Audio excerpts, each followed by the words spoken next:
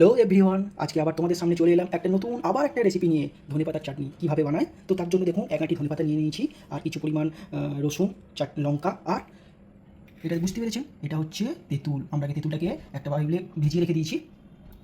এখন ধনেপাতাটাকে আমরা কেটে নিচ্ছি ছোটো ছোটো পিস করে, এবং লঙ্কাগুলোর এই ছাড়িয়ে দিচ্ছি। তো এখন আমরা এটাকে মিক্সিতে ভালো করে মিক্স করবো। তার জন্য প্রথমে আমরা ধনেপাতাটাকে দিয়ে দিচ্ছি, এর সঙ্গে রসুন, লঙ্কা। তো এতে আমরা তেঁতুলের যেটা ভিজিয়ে রেখেছিলাম এটাকে আমরা এখানে অ্যাড করে নিচ্ছি, ছেঁকে নিচ্ছি এটাকে, যাতে এগুলো না চলে যায়। তো আমরা ভালো করে তেঁতুলের জলটাকে ছেঁকে নিচ্ছি, আপনারা দেখতে পাচ্ছেন। এতে আমরা অ্যাড করছি সামান্য কিছু পরিমাণ লবণ। এটাকে আমরা এখন ভালো মিক্সিতে গ্রাইন্ড করব।